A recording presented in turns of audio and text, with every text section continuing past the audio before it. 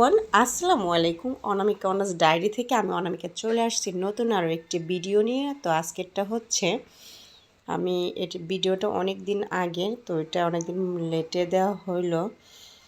তো এটা হচ্ছে একটা আচার বানাইছিলাম, অনেক মজাদার একটা আচার, তো সেটা নিয়েই থাকছে। তো চলুন পুরো ভিডিওটা কন্টিনিউ করা যাক কীভাবে আমি এত মজাদার আচার বানাইলাম। তো আপনাদের ভাইয়া অনেকদিন যাবত অনেকগুলো বড়ই আনছিল কিনা, তো সেগুলো প্রায় রোজার আগে আর কি আচার বানানোর জন্য প্লাস এমনিতে খাওয়ার জন্য টক বড়ই ছিল, তো রমজানের জন্য খাওয়া হয় নাই। তো এগুলো আচার বানাইতে বলছে, অনেকদিন যাবতে বলতেছে, বাট বানানো হয় না। তো আজকে বসে গেছি আচার বানাবো এই জন্য। তো এখান থেকে যেগুলো টসটসা আমি সেগুলো কিন্তু বাইসা নিছি। এই তো এগুলো বাইসা নিছি, আর এখন এগুলো আমি পানিতে ভিজিয়ে রাখবো কিছুক্ষণ। শুকানো হয়েছে ছাদে, এই সময় না অনেক ধুলাবালি যেহেতু উড়ে, এর জন্য বড়ইগুলার গায়ে এত পরিমাণের ময়লা, এগুলো ভালো করে কিন্তু পরিষ্কার করে নিতে হবে।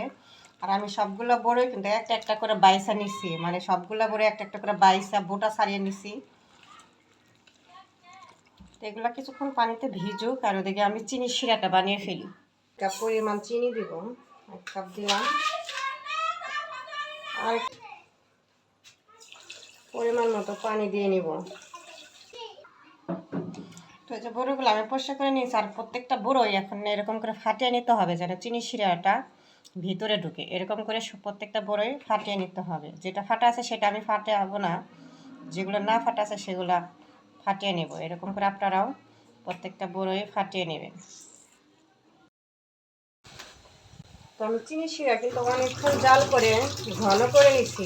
তো ভিডিওর মাঝখানে আমি কিছু কথা বলি, তার সেটা হচ্ছে আপনারা যারা আমার এই পর্যন্ত ভিডিওটা দেখে আসেন তাদেরকে অনুরোধ করবো একটা লাইক দিয়ে কন্টিনিউ করুন।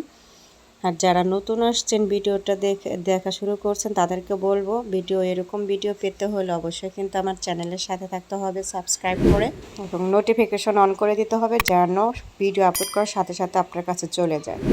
তাহলে একটু ভিনেগার ব্যবহার করতে পারেন। এটা কিন্তু লো আছে, অনেকক্ষণ জাল করতে হবে, মানে চিনি শিরাটা প্রত্যেকটা বড়ের ভিতরে যেন ঢুকে এরকমভাবে জাল করতে হবে। চিনি শিরা বড়ের ভিতরে যায় কিন্তু এটা টসটসা হবে আরো।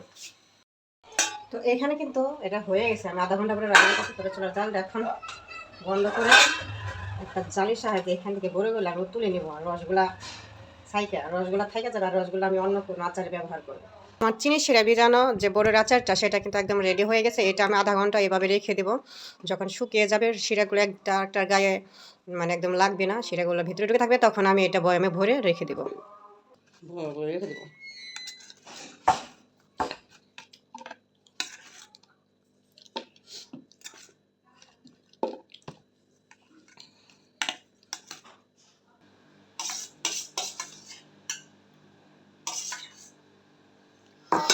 এখন এইটা কিন্তু ফ্রিজে রাখলে পরে 6 মাস রাখা যাবে, আর যদি বাইরে রাখেন তাহলে 1 মাসের মধ্যে খেয়ে ফেলতে হবে, মানে 1 মাস পর্যন্ত ভালো থাকবে। আর এটার যে টেস্ট, এটা আসলে 1 মাসও যাবে না। আমার ছোটো খালাম্মা যেভাবে খায় 1 মাসও যাবে না।